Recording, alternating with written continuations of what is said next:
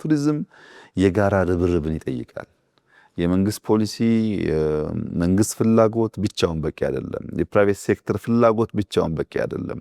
የሚዲያ ሰዎች ፍላጎት ብቻውን በቂ አይደለም። እያንዳንዱ ዜጋ ለኮሌክቲቭ ጥቅም ለጋራ ጥቅም ሲባል መረባረብ ያለበት ኤሪያ ነው። ለምሳሌ ታክስ ሾፌሮች፣ የኢትዮጵያ ታክስ ሾፌር ከኤርፖርት ሰው ሲቀበሉ መርዶ ይናገራሉ። ምንም ሳይከፋቸው ሲምፓቲ ለመፍጠርና የሆነች ትርፍ ለማግኘት ብዙ ነገር ስራ የለም እኮ ተቸገርን እኮ እንደዚህ ሆና ይላሉ። ሰውየውን እያስፈራሩት እያስደነገጡት ሆቴል ሲደርስ ከሩሙ እንዳይወጣ ነው የሚያደርጉት። ቱሪዝም እንደዚህ አይሰራም። በተቻለ መጠን ስለ ሀገር መልካም ነገር በመናገር መልካም ነገር በማሳየት ሌላ ሀገር እኮ የምትሄድበት ሩት ራሱ መጥፎ ነገር እንዳታይ ሸፍኖ የሚወስዱ።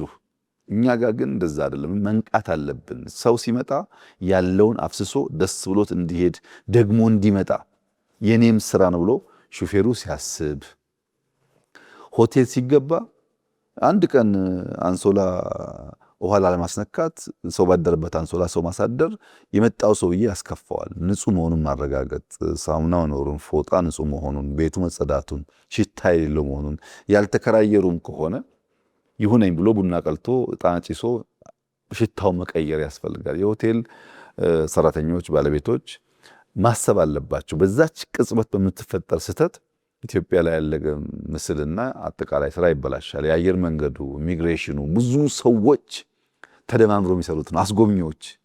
አስጎብኚዎች ይፍጨረጨራሉ። የነሱ ብቻ ግን በቂ ያለም ሁላችን እንድናግዛቸው እነሱም እንዲበረቱ የነሱ ሚና ከፍተኛ ነውና ሁሉም ሰው በኔነት ስሜት ሀገሬ ናት እኔ ባላገኝ የሚቀጥለው ሰውዬ ይጠቀማል ብሎ አስቦ የጋራ ተጠቃሚነትን ታሳቢ አድርጎ የሀገርን መቀየር ታሳቢ አድርጎ ከሰራ በእርግጠኝነት ኢትዮጵያ ውስጥ ቱሪዝም ከፍተኛ የሆነ ውጤት እናገኝበታለን። በውጭ ለሚኖሩ ኢትዮጵያውያንም በዚሁ አጋጣሚ ማስተላለፍ የምፈልገው መልእክት አንደኛ ሀገራችሁን እወቁ። ብዙዎቻችን አናቅም በእርግጠኝነት። እናንተም ካልቻላችሁ ልጆቻችሁ ይወቁ። ያወቃቸዋትን ኢትዮጵያ በልኳ መግለጥን ተለማመዱ።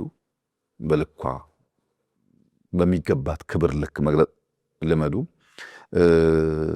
መንግስት ላይ መች ይችላል፣ ፖለቲካ ላይ መች ይችላል፣ ግለሰብ ላይ መች ይችላል። ሀገር ግን ሀገር ናት እና የሀገርን ኢሜጅ የሀገርን መልክ በሚያበላሽ መንገድ አንሂድ። እንሰልጥን፣ እንንቃ። ድሃ ያደረገን ድንቁርና አይደለም። ድሃ ያደረገን አለማወቃችን አይደለም። እንድንበለጥ ያደረገን የአመለካከታችን ፍሬ አይደለም።